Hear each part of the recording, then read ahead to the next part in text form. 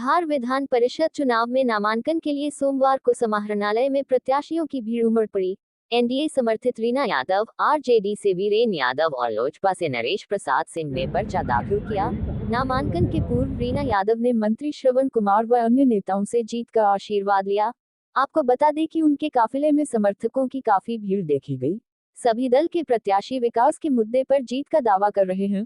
प्रत्याशियों ने कहा कि यहाँ के जनप्रतिनिधियों की जो समस्याएं हैं उसका निदान करना पहली प्राथमिकता है। उसके बाद जिले में विकास के लिए जो सरकार की योजनाएं चल रही है उसे धरातल पर उतरना आवश्यक है।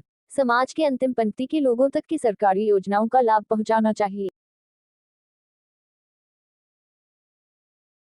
चुनाव होने वाला है और आज 14 तारीख में मैं प्रत्याशी के रूप में अपना नामांकन भरा है।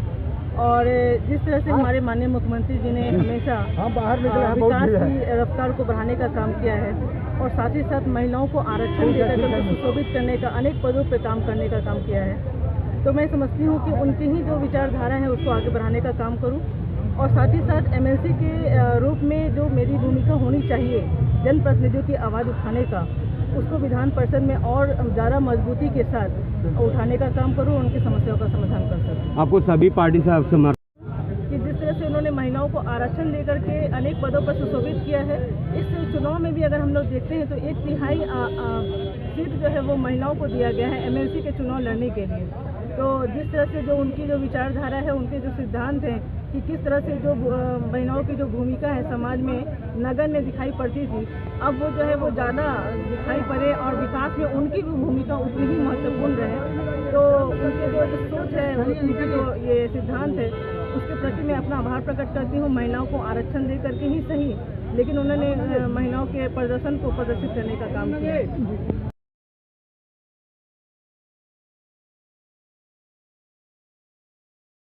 और जीतो, जिसको लड़ाई के रूप में हम लोग को देखना है और हमारा जो लड़ाई का एक ही लक्ष्य है, जीत, जीत और जीत।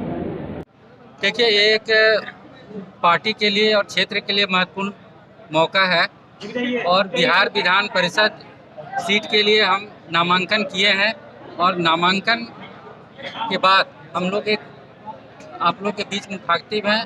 देखिए, जहाँ तक लोजपा की बात है तो ये लोजपा की परंपरागत सीट रही है और एक बार एक को मौका मिला था, जीत के गए, भगोड़े की तरह चले गए और हमारे स्वर्गीय रामविलास पासवान के द्वारा जो पार्टी के निर्णय के हिसाब से वो जीत के गए थे, तो एक तरह से खंजर मार के पीठ पे खंजर भोग करके गए हैं और उसका बदला लेने का समय आ गया है।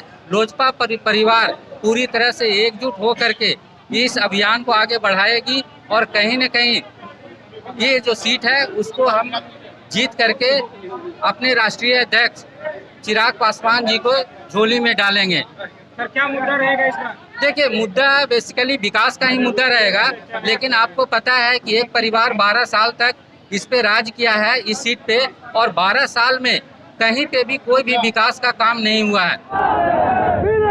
मत घबराना,